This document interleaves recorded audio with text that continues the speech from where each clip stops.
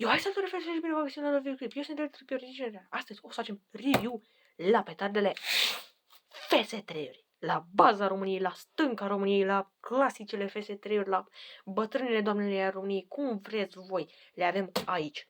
Înainte pe acest clip, aș vrea să vă un share, un subscribe, să răpeți până la share, cel care vă place clipul, dacă nu place, dați un like, să vă arătați, să apăsați pe clopoțel, dacă nu ca să vă notificări la fiecare videoclip de meu nou. Bun, haideți să începem. FS3-uri, din câte observăm, este... Avem aici logo-ul cel vechi al celor de afaceri, adițional că nu sunt nici 2023, nici 2024.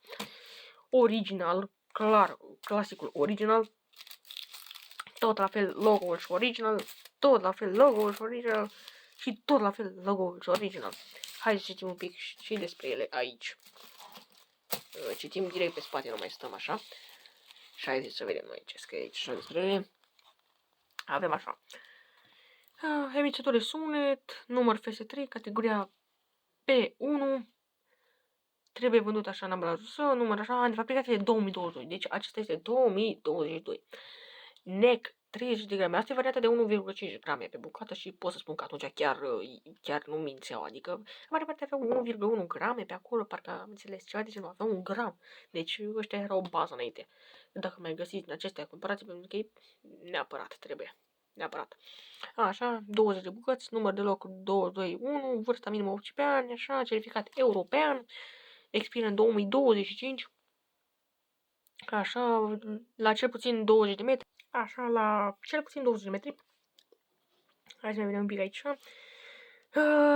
120 de decibeli la 15 metri, deci auzim clar 120 de decibeli la distanță de 15 metri.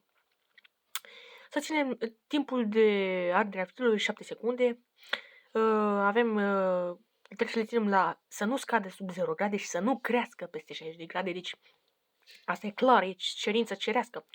Așa, cerință, virgulă cerească. Na, în fine. Așa, producătorul Lin Huang Ganhua Fireworks Manufacturing CO Ltd. Mamă, deci asta era fabrica veche, manufacturing. Da, importat un Fireworks, adresa sa Călaz, strada Industriei, numărul 6, Timiș, România. Telefon, așa, fax, tot ce trebuie, www.fireshop.ro, made in China. Da, acestea sunt baza României, frate. Sperăm să țină așa încă mulți ani de acum încolo. Infinit, frate, dacă ar fi după noi. Infinit, să țină infinit. Așa, ele n-au niciun design, sunt la fel clasice cum erau până acum, scrie doar despre ele. Aici, cum am spus, 1,5 grame și, da, acestea sunt. Se merită și ăștia, pot să spun că încă mai au, cum îi spune, mai au flamă în ele. Stați și un pic să dau cu ăsta, cu blițul, să vedem. Da, uite, ele se vede că mai au un pic flamă. Stai că, cred că rup eu hârtiuța asta roz ca să vedeți aici, așa, să aveți așa o viziune aparte, să zic așa. Și să apucați să vedeți. Așa. Cred că cam așa e, să vedem. Nu, nu se vede, stați așa un pic. Revin după ce o desfac. Așa, gata, am deschis-o. Cam așa arată, se vede că are flamă, deci pe flamă stă bine rău. Are, într-adevăr, are o gaură măricică, cam până pe aici, așa, să zic că e... Are gauricica asta, cam până pe aici, așa. Chiar avea o flamă babană. Și, na, oricum, în general, dacă prindeți FS3 din 2022, să zic că e cam ultimul FS3 care dă să aducă cu cele din anii trecuți. Cam ultimul, așa că dacă găsiți 2022, încercați să-l prindeți cât mai curând. Și dacă găsiți și mai vechi, de exemplu 2021, 20, 19, 18, 17, luați-le, deci efectiv luați-le. Ale 2021 sunt cam mai praf, așa un pic, chiar dacă ceva e ca o 4 grame, erau goale, frate, aproape până la jumătate aici și atunci le am văzut că aveau lipici, așa să le zic așa, erau prise cu lipici. Dar da. Și în general și ale din 2019 au fost bune, dar revenind acum așa la partea asta așa de mai găsești pe site-uri, dacă le găsiți mai găsiți pe unele site-uri, pentru că nu prea se mai găsesc atât mult, găsiți de 2022, luați-le neapărat, pentru că sunt greu de găsit. Eu ce puțin așa măcar să mai țin una, două așa de colecții, ceva de genul pe acolo, așa măcar să am acolo, așa ca o chestie. Și, da, oricum, sunt bătrânele. Și da, am cam oprit de multe clipuri, dar, na, în fine. Oricum, dacă prindeți 2022, luați-le neapărat. Și 2019, tot la fel, dacă găsiți 2012, după părerea mea, 2019 a fost super forță. Super. am văzut că mulți găsim acum, mai găsim și de 2020. Dar nu prea să mai vând pentru că la începutul 2024 deja expirau.